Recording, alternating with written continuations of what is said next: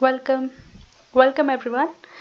तो आपको पता है कि जो आपका सीटेट का एग्ज़ाम है उससे रिलेटेड हम सीटेट की सीरीज़ चला रहे हैं।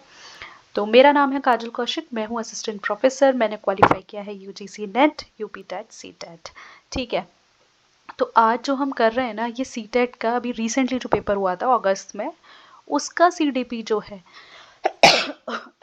उसको हम कर रहे हैं, उसको कवर करने की कोशिश कर रहे हैं, जिससे कि हमें ये पता चल पाए कि पेपर कैसा आता है। ठीक है, इम्पॉर्टेंट है ये अगर आपको सीटेट क्वालिफाई करना है तो, है ना। इससे पहले हम एक और पेपर कर चुके हैं, तो ये हम दूसरा पेपर कर रहे हैं। ठीक है। और अगर आपने प्रीवियस ईयर वाला जो हमारा पहला वाला पेपर है वो देखा है, तो आप उसमें और इसमें दोनों में मैच देखेंगे कि दोनों काफ़ी कुछ सिमिलर पैटर्न पे आया है। तो हमें पता है जैसे कि बीएड वाले प्राइमरी से बाहर कर दिए हैं, तो भी अगर जो प्राइमरी का पेपर है अगर आप उसको देख लेंगे तो उससे आपको आइडिया हो जाएगा कि सीटेट किस लेवल पे, किस लाइन पे सोच रहा है। ठीक है। तो चलो, सीडीपी के 30 क्वेश्चन हम कर चुके हैं, 30 आज करते हैं। चलो, विच ऑफ द फॉलोइंग क्वेश्चन जो है प्रमोट करता है क्रिटिकल और क्रिएटिव थिंकिंग। क्रिटिकल और क्रिएटिव थिंकिंग, इसमें से कौन सा क्वेश्चन प्रमोट करता है? क्रिटिकल और क्रिएटिव वही है ना कि डिफरेंट, आप एक रचनात्मक की सोच जो होती है कि आप किसी वेस्ट में से कोई अच्छी चीज़ बताएं, बेस्ट आउट ऑफ वेस्ट बना रहे हैं ना। तो चलो, तो व्हाट विच कैन बी, तो पहला है कि which can be the best way to save water and why, या फिर where does water come from in your city? No. How many states and how many capitals are there in your country? ये तो learn करने का हो गया। What is the name of your country and its geographical location of the map? तो आपकी country का नाम क्या है, उसकी जोग्राफिकल लोकेशन क्या है। यहाँ पे भी आपको अपना कोई क्रिएटिव थिंकिंग नहीं लगानी। तो आपको आपकी क्रिएटिव थिंकिंग कहाँ लगानी है कि आप पानी को किस तरीके से बचा सकते हैं। तो फर्स्ट का फर्स्ट हो गया। ठीक है। सेकंड देखते हैं, what is the role of evidence in critical thinking. इसमें पूछा है कि एविडेंस का क्या रोल है क्रिटिकल थिंकिंग में, एविडेंस का, है ना, प्रमाण का। तो evidence should be evaluated in a logical और सिस्टमैटिक वे। यस, अगर आप किसी एविडेंस को आप इवेल्युएट कर रहे हैं तो आपको वो लॉजिकल और सिस्टमैटिक वे में, एक तरीके से ही उसका मूल्यांकन कर सकते हैं आप। Right, one is right. फिर भी आगे के देख लेते हैं, evidence should be accepted without analysis. नहीं, अगर आप एविडेंस को विदाउट, बिना किसी एनालिसिस के आप अगर एक्सेप्ट करेंगे तो फिर वो क्रिटिकल थिंकिंग में प्रमोट नहीं करेगा और उसका कोई यूज़ भी नहीं रहेगा। एविडेंस इररेलेवेंट है क्रिटिकल थिंकिंग के लिए? नहीं भाई, गलत है। तो evidence should be ignored in favour of personal opinion. No, this is also wrong. तो आंसर हो गया 1। चलो, sorry. Next, inclusive education. Inclusive education का इसमें से कौन सा एग्जाम्पल है? तो standard curriculum for all learners. नहीं, अगर स्टैंडर्ड करिकुलम होगा सारे लर्नर्स के लिए, तो जो स्लो लर्नर्स हैं उनके लिए बहुत ज़्यादा लॉस वाली चीज़ वो रहेगी। सेग्रीगेशन और कैटेगराइजेशन, स्टूडेंट का उनके एबिलिटीज़ के बेस पे, नहीं, ऐसा करेंगे तो आप बायसनेस दिखाएंगे वहाँ पर। Provisioning of only vocational education to learners with special needs, जो बच्चे स्पेशल नीड्स के हैं सिर्फ उनके लिए वोकेशनल एजुकेशन? नहीं भाई। Flexibility in the curriculum as a result of recognition of individual difference. Yes, हम यही तो पढ़ते हैं सीटीपी में कि हमें इंडिविजुअल डिफरेंसेस जो हैं वो रिकॉग्नाइज करनी चाहिए। हर बच्चा एक दूसरे से अलग होता है। ठीक है। चलो, लेव वाइगॉट्स्की और जीन पियाजे आ जाते हैं। एक सेकेंड। हाँ जी, आपका आ गया फोर्थ। ओके। तो फोर्थ पूछ रहा है, जीन पियाजे और वाइगॉट्स्की जो हैं वो अपने पर्सपेक्टिव में डिफर क्यों करते हैं on the influence of language. ठीक है, पढ़ते हैं इसको। इसका है, जीन पियाजे और Lev Vygotsky differ in their perspective on the influence of language on cognitive development in children. के जीन पियाजे और लेव वाइगॉट्स्की जो हैं वो दोनों डिफर करते हैं, वो दोनों इस बात से अलग डिफर करते हैं कि बच्चे में लैंग्वेज का क्या रोल है। In discovery learning, teacher provides opportunities and students derive information for themselves. सही बात है, लेकिन जो आर है, जो ये वाला पार्ट है ना, ये फर्स्ट वाले का करेक्ट एक्सप्लेनेशन नहीं है। आपको पता चल रहा है इन दोनों में कोई लिंक है? आप पियाजे की बात करें या डिस्कवरी लर्निंग की, नहीं। तो दोनों बात इंडिविजुअली सही है, लेकिन ये इसका करेक्ट एक्सप्लेनेशन नहीं है। तो फोर्थ हो गया, फोर्थ का हमारा हो गया 2। Both A and R true. ठीक है। चलो, नेक्स्ट पे चलते हैं fifth. Which of the following set correctly mentions the characteristics on which students who are gifted typically differ from other students in the class. ठीक है, तो इसमें पूछा है कि गिफ्टेड स्टूडेंट्स जो होते हैं वो और बच्चों से कैसे डिफरेंट होते हैं, है ना। इसको थोड़ा और नीचे कर लेते हैं। हाँ ठीक है, ठीक है। तो चलो, एडवांस्ड डेप्थ ऑफ अंडरस्टैंडिंग, हाँ उनको एडवांस डेप्थ होती है अंडरस्टैंडिंग की। फास्ट पेस ऑफ लर्निंग, हाँ उनकी वो काफ़ी स्पीड से लर्निंग शुरू करते हैं। Higher dependence on others for understanding, नहीं वो डिपेंडेंट नहीं होते, वो इंडिपेंडेंट होने की कोशिश करते हैं। या फिर रैपिड फिजिकल डेवलपमेंट होता है। तो ये तो कोई बात नहीं हुई, तो फिफ्थ का हो गया हमारा फोर्थ। पहला और दूसरा बिल्कुल सही है। Six, which of the following statement is correct, इनमें से कौन सा स्टेटमेंट जो है वो हियरिंग इम्पेयरमेंट के लिए सही है। तो हियरिंग इम्पेयरमेंट जो है वो चिल्ड्रन की एबिलिटी जो है वो कम्युनिकेट कर पाए इफेक्टिवली, उसको अफेक्ट करता है। हाँ करता है भाई, सही बात है, sorry. Then all children with hearing impairment need to use sign language to communicate, नहीं भाई अगर सारे बच्चों में हियरिंग इम्पेयरमेंट है तो उनको साइन लैंग्वेज की ज़रूरत नहीं है। देन हियरिंग इम्पेयरमेंट जो है वो चाइल्ड का can be reliable tested by making loud noises near the children, ऐसा कभी करिएगा भी मत कि आप लाउड नॉइज उसके पास बजा रहे हैं ना। तो hearing impairment is always due to a physical problem with ear, नहीं ऐसा नहीं होता। तो आंसर होगा इसका ए, हियरिंग इम्पेयरमेंट जो है वो एक कम्युनिकेट करना, क्योंकि वो जब सुन नहीं पा रहा तो वो कम्युनिकेट करने में भी उसको दिक्कत होगी। Next seventh, in the context of inclusion curriculum learning expectation are the same in dash while dash, तो ठीक है अगर इन करिकुलम लर्निंग एक्सपेक्टेशन जो है वो सेम है एकोमोडेशन में, while in modification they are different. ठीक है, तो इसमें कुछ भी समझाने का नहीं था। तो अब आगे कंस्ट्रक्टिविस्ट थ्योरिस्ट, ठीक है। तो कंस्ट्रक्टिविस्ट थ्योरिस्ट के हिसाब से कौन सा स्टेटमेंट जो है वो सही नहीं है, कि नॉलेज सब्जेक्टिव है। चलो, नॉलेज सब्जेक्टिव है ये कौन कहता था, कंस्ट्रक्टिविस्ट ही तो कहते थे, है ना। या learners construct knowledge in their social cultural context, सही बात है। आप जैसा देखते हैं, आपका जैसा कल्चर होता है, आप वैसी ही लर्निंग अपनी बनाते हैं, ये भी सही बात है। Learner need to be extrinsically motivated, नहीं इंट्रिंसिकली की बात करते थे। तो आंसर मिल गया एट्थ का 3, ठीक है। चलो नेक्स्ट पे चलते हैं। 9, विच of the following is an example of intrinsic motivation, इनमें से कौन सा जो है वो एग्जाम्पल है किसका, इंट्रिंसिक मोटिवेशन का। ठीक है, तो कंप्लीटिंग द प्रोजेक्ट, इंट्रिंसिक मतलब अंदर से मोटिवेशन आ रहा है। Completing the project to impress the teacher, complete करना प्रोजेक्ट को कि भाई मेरे टीचर इम्प्रेस हो जाएंगे, नहीं। Playing a musical instrument for personal enjoyment, yes हम कह रहे हैं अंदर से आ रहा है तो वो पर्सनल एंजॉयमेंट हो गया, तो आंसर हो गया 2, तो सही है, बढ़िया हो गया। टेंथ देखते हैं। Teacher should work hard to break down students stereotype of particular ethnic groups, ठीक है सही बात है कि वो जो उनके स्टीरियोटाइप्स हैं वो तोड़ने चाहिए, टीचर को काम करना चाहिए उनके बारे में। तो अ की educational objective is to enable student to engage in critical self reflection, बिल्कुल सही बात है। और दोनों ही एक दूसरे का करेक्ट एक्सप्लेनेशन है कि भाई टीचर को काम करना चाहिए और स्टूडेंट का काम है कि वो सेल्फ रिफ्लेक्शन करे, है ना। तो चलो 11th पे आते हैं।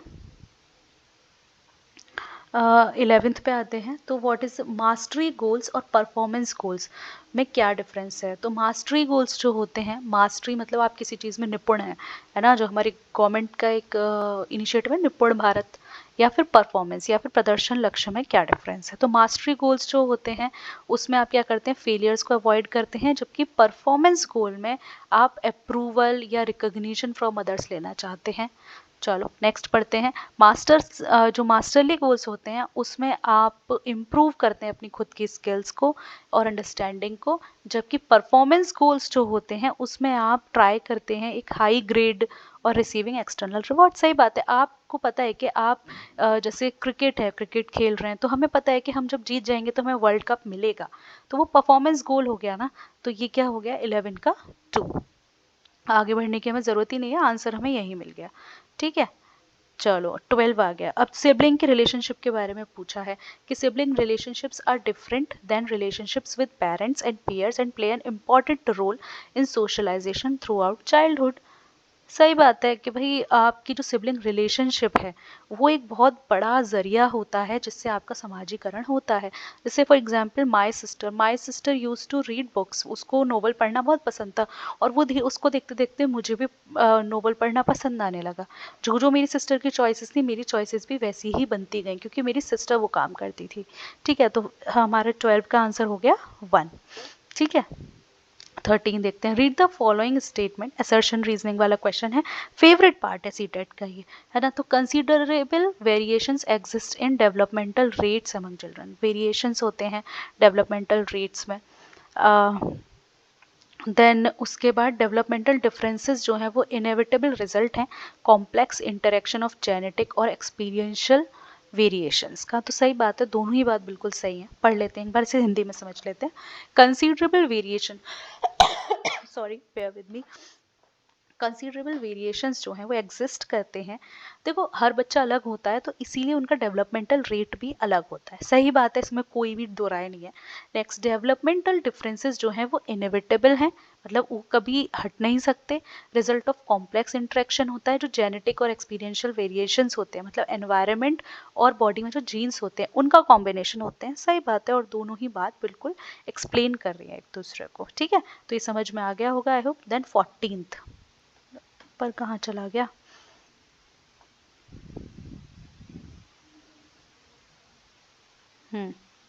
विच प्रिंसिपल ऑफ डेवलप, ओहो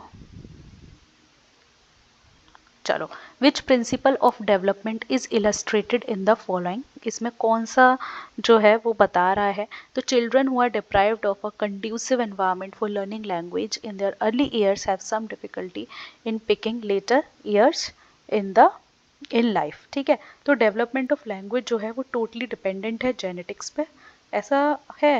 let's see, language and cognition जो है वो कॉम्प्लेक्सली इंटर रिलेटेड हैं। ओके, डेवलपमेंट जो है वो डिसऑर्डरली होता है और अनप्रिडिक्टेबल होता है। नहीं, there is a sensitive period of language development, भाषा के विकास का एक संवेदनशील काल है। यस, सही बात है, बिल्कुल सही बात है ये। तो 14 का हो गया 4। 15, स्टूडेंट जिनको डिसलेक्सिया होता है वो can be taught to read, उनको आप कैसे पढ़ा सकते हो, है ना। तो उनको आप एनकरेज करोगे कि वो मल्टीपल डिस्ट्रैक्शंस में पढ़ें, या प्रोवाइड करोगे higher grade level reading text? नहीं, हम डिसलेक्सियन बच्चे को तो हायर ग्रेड की पढ़ा ही नहीं सकते। Then strict punishment? नहीं भैया, आप उन्हें सिस्टमेटिकल फोनोलॉजिकल ट्रेनिंग दोगे। हाँ, इस काम को हम कर सकते हैं, अगर आपको डिसलेक्सिया है किसी बच्चे को तो, है ना, तो हम उसको ये पढ़ाएंगे फोनोलॉजिकल के थ्रू। ठीक है, 15 हो गया हमारा। Then let's move to 16th, yes that's it. Okay, so एक अंडरस्टैंडिंग बेस्ड टीचिंग जो है वो क्या बिलीव करती है? अंडरस्टैंडिंग बेस्ड टीचिंग, तो लर्नर्स एबिलिटी और नीड्स जो हैं वो अलग होती हैं, जो कि आप अगर स्टैंडर्ड इंस्ट्रक्शंस पर फोकस नहीं करेंगे तो नहीं निकलेगी, गलत। लर्नर्स पैसिव रेसिपिएंट्स होते हैं, ये तो यही गलत हो गया। लर्नर्स कंस्ट्रक्ट करते हैं नॉलेज को जब उन्हें फैसिलिटेटिव एनवायरनमेंट मिलता है। सही बात है, जब आप उनको एनवायरनमेंट प्रोवाइड करेंगे तो वो अपनी नॉलेज को उसी के ऊपर कंस्ट्रक्ट करेंगे। ठीक है, 17th देखते हैं। 17th हो गया आपका कि एक how can a teacher help Aman who is struggling with complex problems develop problem solving skills. Aman को आप कैसे हेल्प करेंगे कि वो कॉम्प्लेक्स प्रॉब्लम्स को सॉल्व कर पाए, है ना। तो उसको एनकरेज करेंगे कि वो ब्रेन स्टॉर्म करे और जनरेट करे आइडिया, बिल्कुल एनकरेज ही करना पड़ेगा। सही है, एक बार देख लेते हैं आगे भी। Tell him to give up on the problem? नहीं, हम ये थोड़ी कह देंगे कि नहीं अब ये प्रॉब्लम बेकार है, मतलब ये प्रॉब्लम बहुत टफ है, इसको मत सॉल्व करो, या डिस्करेज करो एक्सपेरिमेंटिंग में, या प्रोवाइड करो आंसर्स के साथ।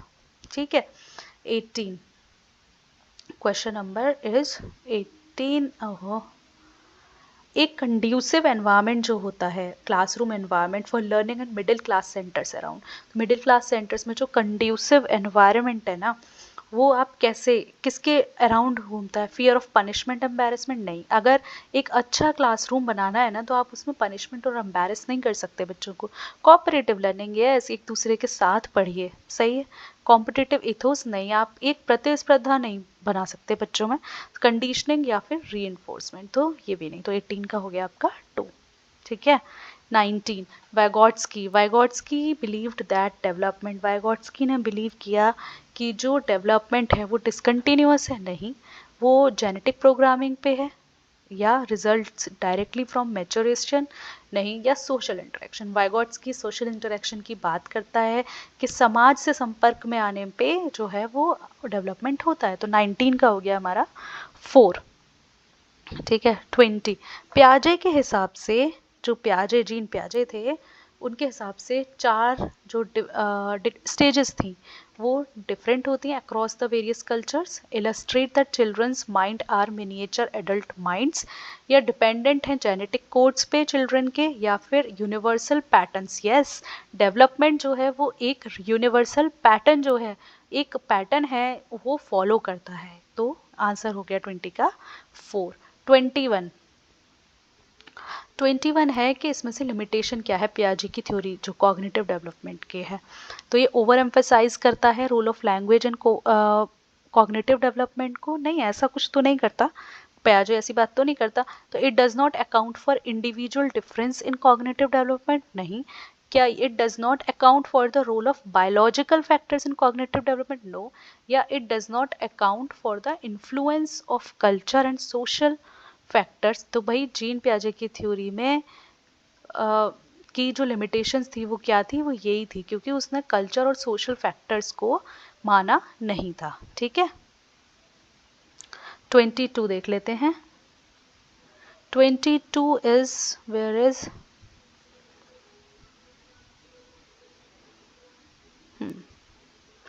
Read the following statement and choose the correct option.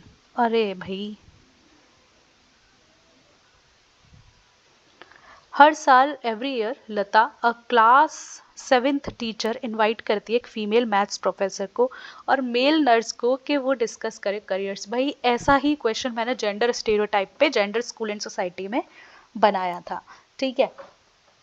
चलो, तो ये बात सही है, जेंडर डिफरेंसेस इन्नेट होते हैं और एक्वायर्ड नहीं होते सोसाइटी के द्वारा। गलत, जेंडर डिफरेंसेस इन्नेट नहीं होते, समाज बनाता है, तो रीजन हमारा गलत है।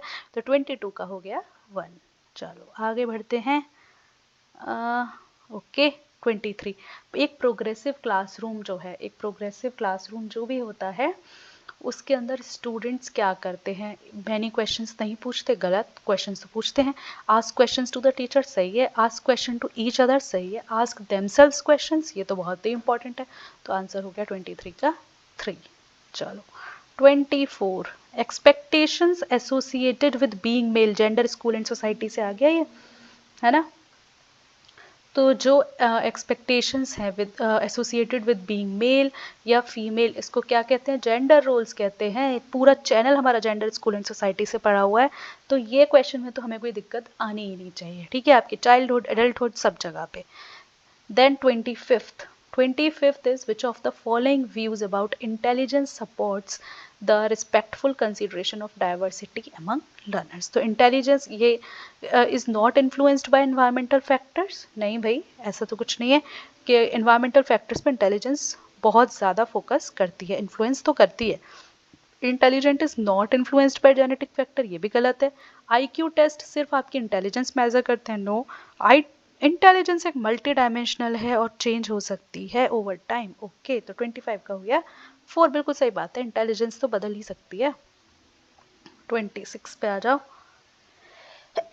Who among the following critique the concept of general intelligence? तो जनरल इंटेलिजेंस को इसको एक और उसको क्रिटिसाइज किया था, और एक ऑल्टरनेटिव थ्योरी ऑफ इंटेलिजेंस किसने दी थी बताओ। तो थ्योरी ऑफ इंटेलिजेंस ऑल्टरनेटिव तो हमें पता है, हमारे गार्डनर साहब ने दी थी। तो 26 का हो गया 2। नेक्स्ट चलते हैं 27। ओके, यस, लॉरेंस कॉल्सबर्ग की थ्योरी है वो critique by Carol Gilligan for, इन्होंने क्यों जो है इनकी जो थ्योरी थी उसको क्रिटिसाइज़ किया था, क्योंकि इन्होंने जेंडर डिफरेंसेस को इग्नोर कर दिया था मॉरल रीजनिंग में। तो 27 का हमें यही 1 मिल गया, आगे जाने की हमें ज़रूरत ही नहीं है। ठीक है, 28th देखते हैं। 28th है, एक teacher wants to help a student develop metacognitive skills. ठीक है, which of the following strategies would be most effective. Metacognitive जो स्किल्स होती हैं वो डेवलप करनी है, तो क्या करें? फ्रीक्वेंट ग्रेड्स और फीडबैक दे मोटिवेट करने को स्टूडेंट्स को। चलो, एनकरेज करें स्टूडेंट को कि वो अपनी ओन लर्निंग पे फोकस करें और इवेल्युएट करें प्रोग्रेस को। सही बात है, आप खुद अपनी लर्निंग पे रिफ्लेक्ट करिए और उसके बारे में और फिर अपनी जो प्रोग्रेस है उसको इवेल्युएट करिए। ठीक है, 29th is read the following statement और भाई assertion reasoning favorite part of CTET। Teachers जो हैं should ask student to identify their own examples and non-examples of the concept of for strengthening ना concept। सही है, अगर आप खुद से एग्जाम्पल्स ढूंढेंगे या नॉन एग्जाम्पल्स ढूंढेंगे किसी कंसेप्ट के लिए, ये मैं अपनी क्लास में भी बोलती हूँ, तो उससे आप चीज़ों को रिलेट कर पाएंगे। ठीक है, thinking of examples lead to strengthening of concept, जबकि नॉन एग्जाम्पल से कंफ्यूज होते हैं, ऐसा तो कुछ नहीं होता। तो 29 का हो गया 1, यही मिल गया हमें, है ना। Last question of the day 30th, कहाँ चले गए? लास्ट क्वेश्चन का आने का मन नहीं है शायद। ओके, तो जनरल प्रिंसिपल, अरे भैया, general principle of learning suggest that student learn better if a teacher. General principle जो है वो लर्निंग का वो सजेस्ट करता है कि स्टूडेंट बेटर लर्न कर पाता है कब? जब आप उसे फर्स्ट इंट्रोड्यूस कर दो कंसेप्ट उसकी सिंबॉलिक फॉर्म में और फिर रेफर को physical form. Then first discuss what is not known to student and then comes to what student already knows. नहीं, पहले आप उसे वो बताइए जो नहीं पता, उसके बाद उसको वो बताइए जो उसे पता है, ऐसा नहीं है। पहले आप कंसेप्ट को पूरा ओवरऑल बता दीजिए, फिर उसके अंदर का जो भी कॉम्प्लेक्स पार्ट है उसको बताइए। सही बात है, तो 30 का हो गया आपका 3। सही है, तो पहले अवधारणा को संपूर्ण रूप से परिचय दें और उसके बाद उसकी बारीकियों पर आए। ठीक है, तो भाई ये थे हमारे सॉरी 30 क्वेश्चन CDP के। इससे पहले एक वीडियो ऑलरेडी आ चुका है आपके लिए, तो आप अगर इन क्वेश्चंस को करके जाएंगे तो आपको अटेम्प्ट करने में क्वेश्चंस बहुत इजी लगेगा। ठीक है, इसके अलावा जो भी आगे का सब्जेक्ट है हमारा, हम उसको पूरा पेपर कवर करेंगे। ठीक है, मैथमेटिक्स एंड साइंस है, तो जो मैथमेटिक्स साइंस वाले हैं वो इस पेपर को देख कर जाएं। उसके बाद हमारा इधर आएगा सोशल स्टडीज़। तो अगला जो वीडियो हम लेकर आएंगे वो लेकर आएंगे सोशल स्टडीज़ पर। देख लेते हैं एक बार पेपर, 60th आ जाएगा तो फिर शायद आए। ओके, हाँ आ गया ना। ये किसका है? दिस इज़ फॉर, अभी तो यही चल रहा है। Okay, just give me a second. Okay okay okay okay, 90 आ जाओ जल्दी। इसके अलावा ना जेंडर स्कूल एंड सोसाइटी का पूरा कंटेंट पड़ा हुआ है बीएड का, जाकर देखो, कॉम्प्रहेंसिव है ना। और सीटेट के लिए आपको कैसे वीडियोस चाहिए वो बताओ, हम बनाएंगे। चलो, फिर ये आ गया हमारा सोशल स्टडीज़ या सोशल साइंस, इसको हम कवर करेंगे। काफ़ी कुछ पेपर आ गया है, बढ़िया पेपर आता है, मतलब सोचने वाला पेपर आता है ना, काफ़ी टाइम टेकिंग पेपर है, तो इसको सॉल्व करेंगे मज़े से, है ना। चलो, और इस वीडियो को अगर अच्छा लगा हो तो लाइक कर दो, शेयर कर दो, सब्सक्राइब कर लो जिससे कि नोटिफिकेशन आ जाएगा, पता चलेगा। ठीक है, thank you so much for watching.